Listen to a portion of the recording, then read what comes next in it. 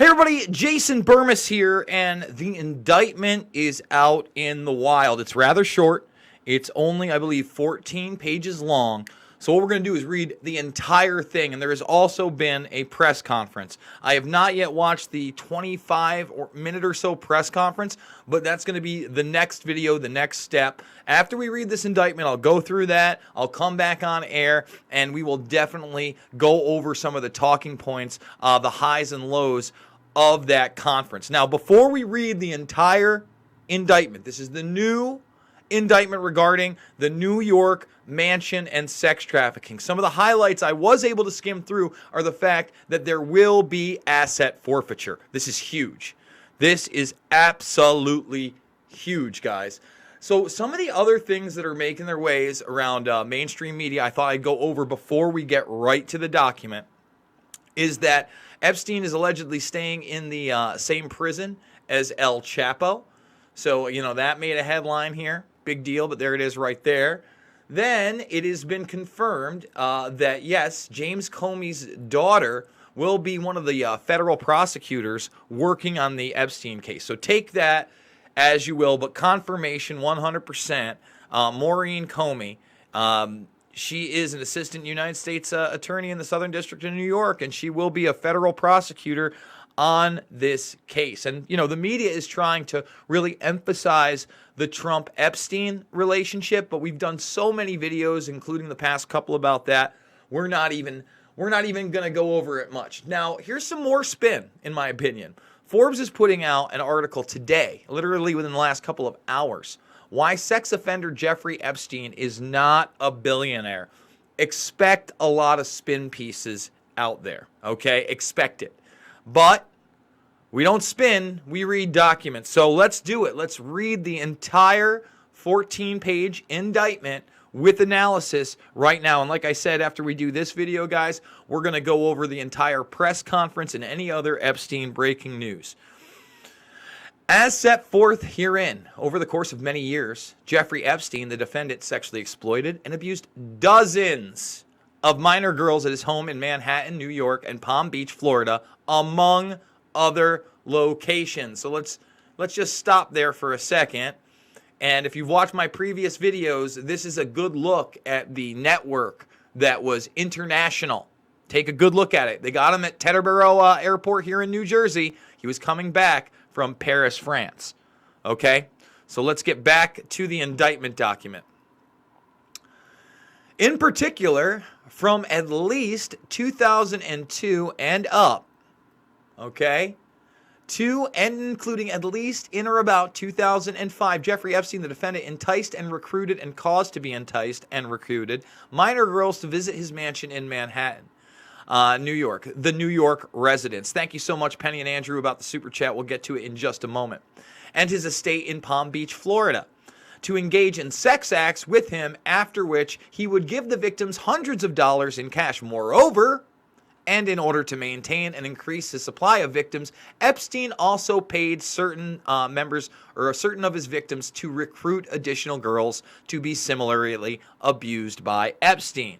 In this way, Epstein created a vast network of underage victims for him to sexually exploit in locations including New York and Palm Beach.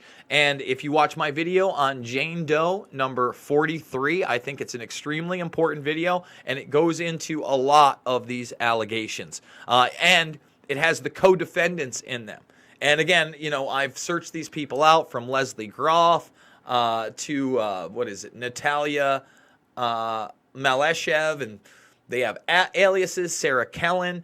These are named as co-defendants in some of the unsealed documents, guys. Okay? So the victims described and herein were as young as 14 years old at the time they were abused by Epstein and the defendant, and were, for various reasons, often particularly vulnerable to exploitation. Epstein intentionally sought out minors, and he knew that many of his victims were in fact under the age of 18, including because, in some instances, minor victims expressly told him their age. Of course they did. And let's get to this really quick super chat here.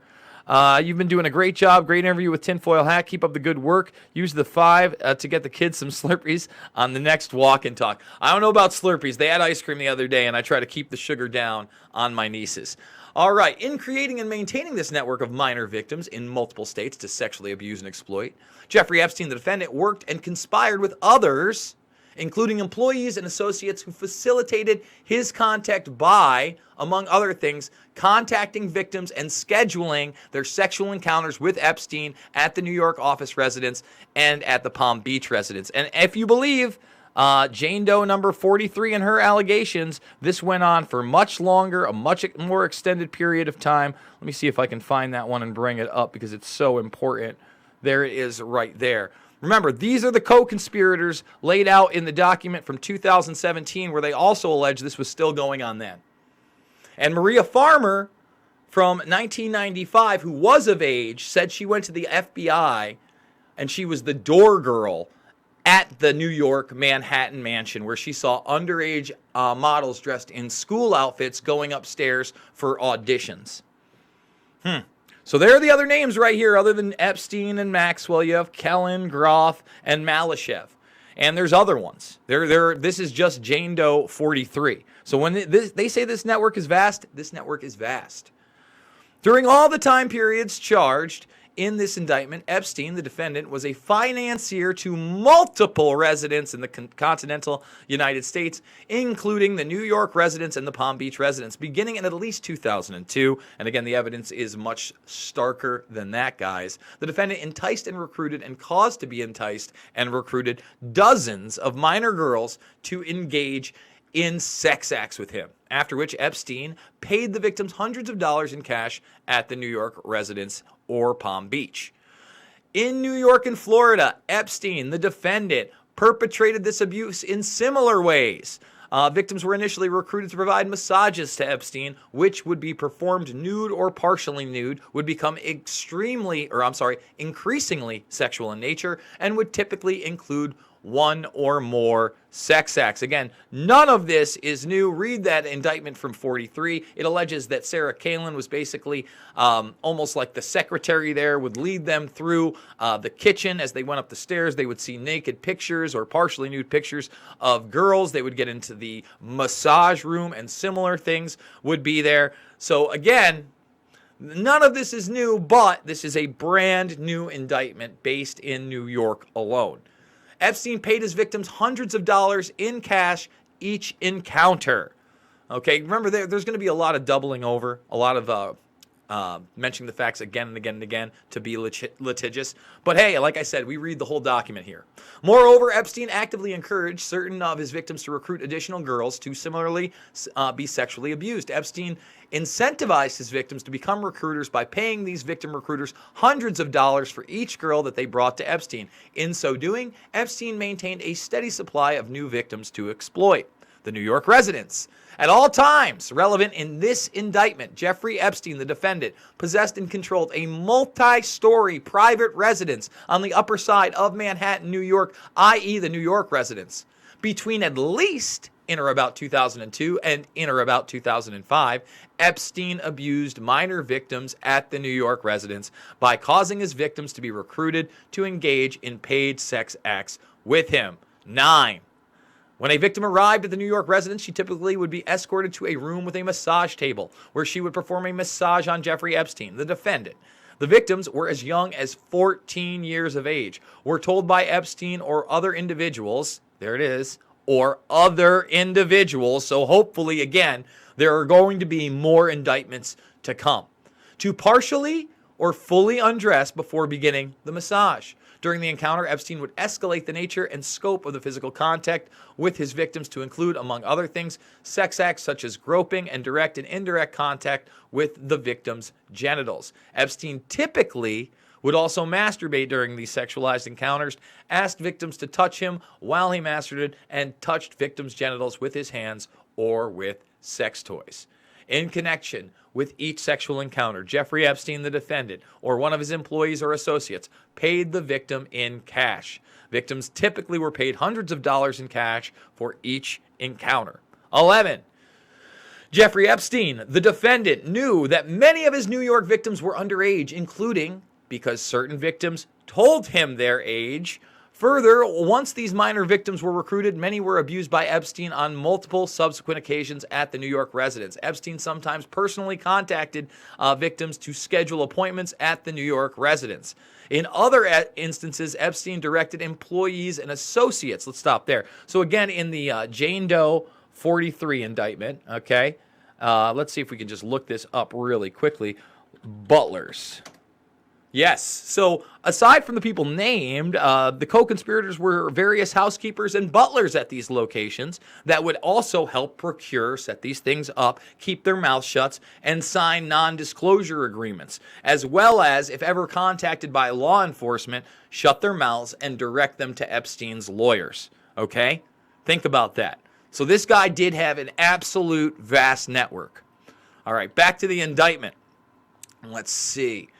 When a victim would recruit another girl for Epstein, he paid both the victim recruiter and the new victim of hundreds of dollars in cash. Through these victim recruiters, Epstein gained access to and was able to abuse dozens of additional minor girls. And remember, that's Jane Doe 43. We've talked about Jane Doe 102, Jane Does 1 through 5. We know that there were at least 30 plus in that initial Palm Beach investigation that took up charges against Epstein. We know that the Miami Herald contacted at least 80 people from previous work that I've done. And Virginia Roberts, who is one of the main people behind these allegations, said that Epstein said he had been with thousands of girls. And everything she saw made her believe that was true.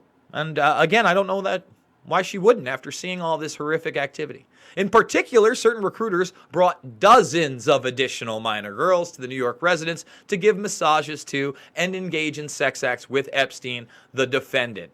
Epstein encouraged victims to recruit additional girls by offering to pay these victim recruiters for every additional girl they brought to Epstein. When a victim recruiter accompanied a new minor victim to the New York residence, both the victim recruiter and the new minor victim were paid hundreds of dollars by Epstein for each encounter. In addition, certain victim recruiters routinely scheduled these encounters through employee 1.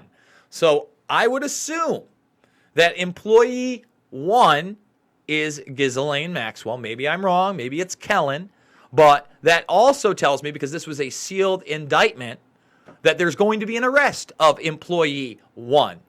And if this is just employee 1, hopefully employees 2, 3, 4, 5, 6, 7, etc., are also going to get arrested. Their names will also be outed. And we will find out even more about this network and the people that these victims were being paid to have sex with, not just Epstein. Let's get that specific. Who sometimes asked the recruiters to bring a specific minor girl for Epstein. In addition, the recruiting and abusing minor girls in New York, Jeffrey Epstein, the defendant, created a similar network of minor girls to victimize in Palm Beach, Florida, where Epstein owned, possessed, and controlled another large residence, i.e. the Palm Beach residence. And let's go back, because right now we're really only talking about Florida and New York in this indictment, by the way. And we're about halfway through the indictment. But I want people to understand this was an international ring. Santa Fe, New Mexico. San Antonio, Texas.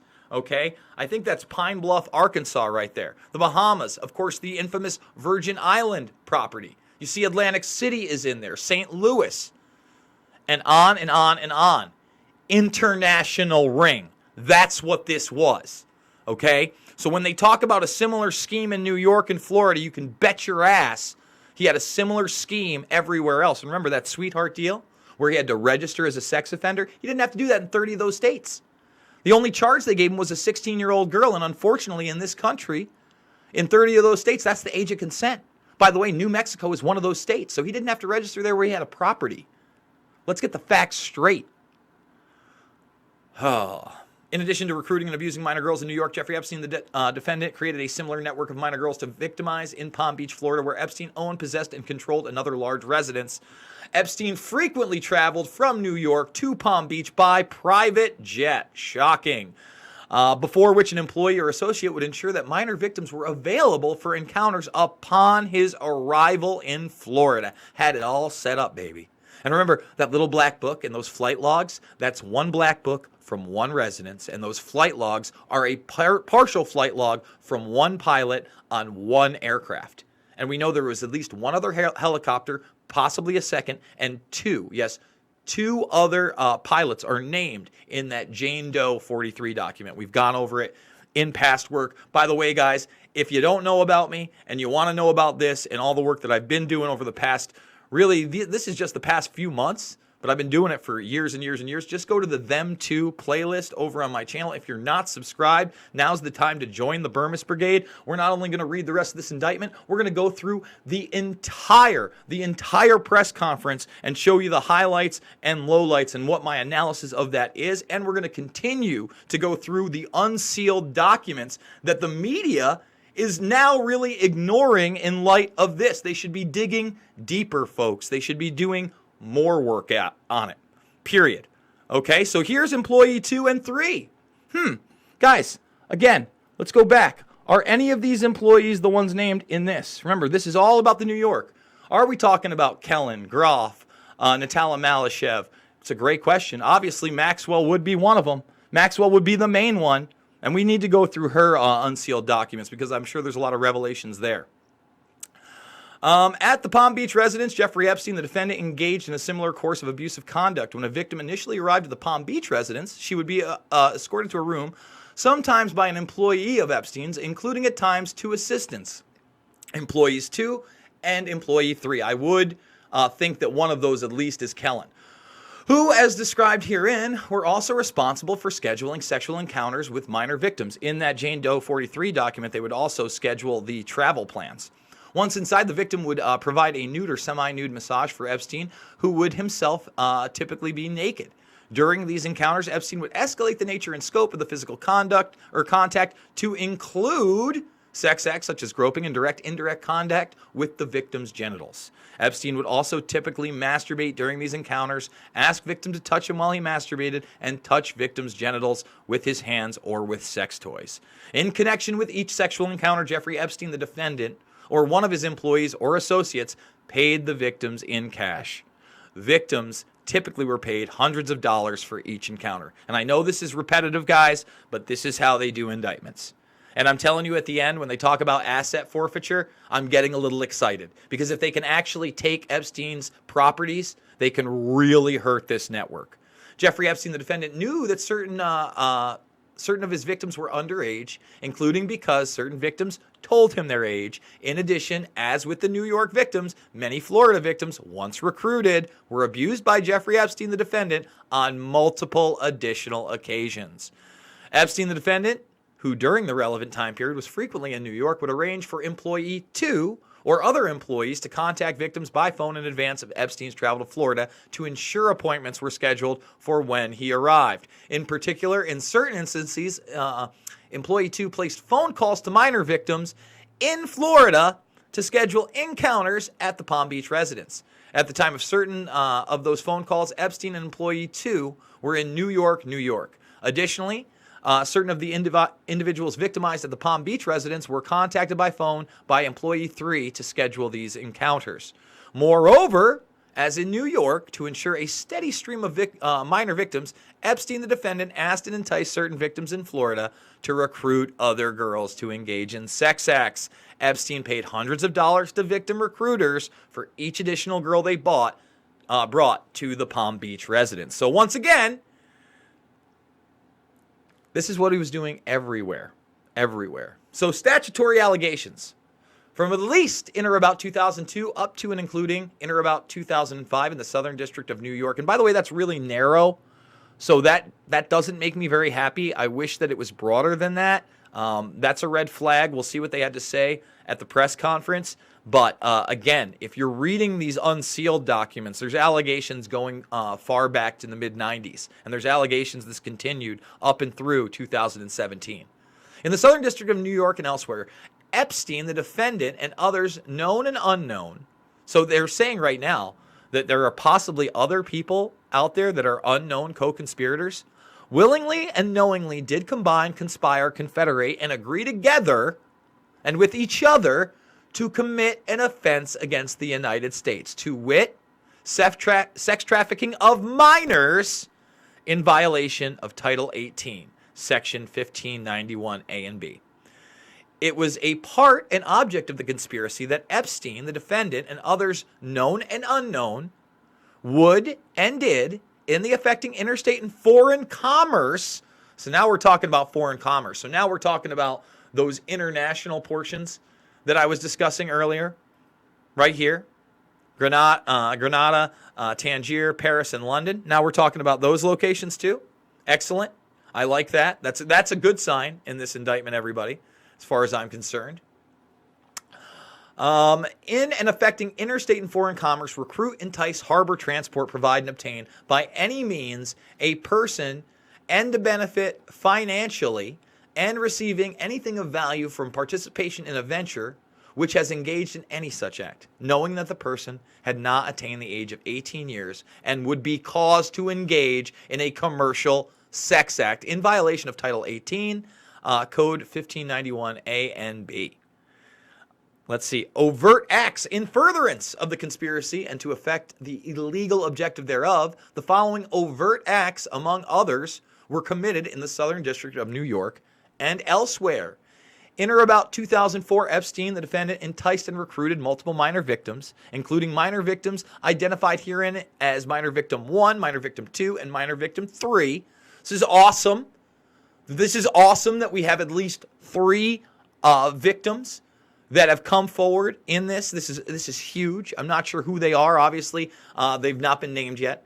To engage in sex acts with Epstein at his residence in Manhattan, New York, and Palm Beach, Florida, after which he provided them with hundreds of dollars in cash for each encounter. In or about 2002, minor victim 1 was recruited to engage in sex acts with Epstein and was repeatedly sexually abused by Epstein. Shocking. At the New York residence over a period of years and was paid hundreds of dollars for each encounter. Epstein was also encouraged and enticed minor victim 1 to recruit other girls to engage in paid sex acts, which she did. Epstein asked another minor victim how old she was, and minor victim 1 answered truthfully. And you got to wonder if that would be some of the 14-year-olds we're talking about. In or about 2004, employee 1, located in the Southern District of New York and on behalf of Epstein, placed a telephone call to minor victim 1 in order to schedule an appointment for minor victim 1 to engage in paid sex acts with Epstein. So these victims are basically turned witnesses even on each other and explaining how the trafficking network worked when they were younger. In or about 2004, minor victim 2 was recruited to engage in sex acts with Epstein and was repeatedly sexually abused by Epstein at the Palm Beach residence over a period of years and was paid hundreds of dollars after each encounter. Epstein also engaged and enticed minor victim 2 to recruit other girls to engage in paid sex acts, which she did. In or about 2005, employee 2, located in the Southern District of New York and on behalf of Epstein, placed a telephone call to minor victim 2 in order to schedule an appointment for minor victim 2 to engage in paid sex acts with Epstein. In or about 2005, minor victim 3 was recruited to engage in sex acts with Epstein and was repeatedly sexually abused by Epstein at the Palm Beach residence over a period of years and was paid hundreds of dollars for each encounter. Epstein also encouraged and enticed minor victim 3 to recruit other girls to engage in paid sex acts, which she did. Epstein asked minor victim 3 how old she was, and minor victim 3 answered truthfully. In or about 2005, employee 2, located in the Southern District of New York, on behalf of Epstein, placed a telephone call to minor victim 3 in Florida in order to schedule an appointment for minor victim 3 to engage in paid sex acts with Epstein. We're almost there, guys. We're 3/4 of the way through this. Remember to thumbs this video up, share it. If you're not subscribed, now's the time to join the Burmis Brigade. Again, we're doing 3, 4, 5, 6, sometimes 7 videos a day, not only about Epstein, Nexium, Assange, Iran, Syria, DARPA, Netanyahu, Assad, you name it, Koch, Soros, all the taboo subjects that actually matter, we cover here. So if you're not subscribed, get subscribed now. All right, so now we're down to count 2. This is the sex trafficking second count here, okay? The allegations contained in paragraphs 1 through 19 and 22 of this indictment are repeated and realleged as if fully set forth wherein. So we won't read the whole thing again, but there it is. They're, again, very repetitive in these indictments. From at least in or about 2002 up to including 2005, let's see. If this is the same exact thing, we're just going to continue. Yeah, here's the forfeiture allegations, because it was just literally the same exact thing there. And as a result of committing the offense alleged in count 2 of this indictment, Epstein, the defendant, shall forfeit to the United States, oh boy, any property, real and personal, that was used or intended to be used to commit or to facilitate the commission of the offense alleged in count 2. And any property, real or personal, constituting or derived from any proceeds obtained directly or indirectly as a result of this offense alleged in count 2, or any property traceable to such property, and the following specific property. So we know for sure that they're going to be taking what they're about to list here. I hope they take more. This is a big thing. The asset forfeiture of this stuff could really cripple this network. The lot or parcel of land, together with its buildings, appurtenances, improvements, fixtures, attachments, and easements, located at 9 East 71st Street, New York, with block number 1386 and lot number 10, owned by Maple Inc. So that's theirs now. Substitute asset provision. If any of the above described forfeitable property as a result of any act or omission of the defendant. See, that's interesting. Can they get more? Cannot be located upon the exercise of due diligence, has been transferred or sold to, deposited with a third person, has been placed beyond the jurisdiction of the court, has been substantially diminished in value, or has been commingled with other property which cannot be subdivided without difficulty. It is the intent of the United States pursuant to 21 U.S.C. 853 and 28 U.S.C. 2461C to seek forfeiture of any other property of the defendants up to the value of the above forfeitable property. So I guess we'll see, guys. But here it is. And it's Jeffrey S. Berman, the United States Attorney's office, right there. We read the whole thing. Guys, we do real news here. That's what we're about. And again, if you're not part of the Burmis Brigade, now's the time to thumbs this video up, share it, and subscribe. We're doing 30 to 50 videos a week.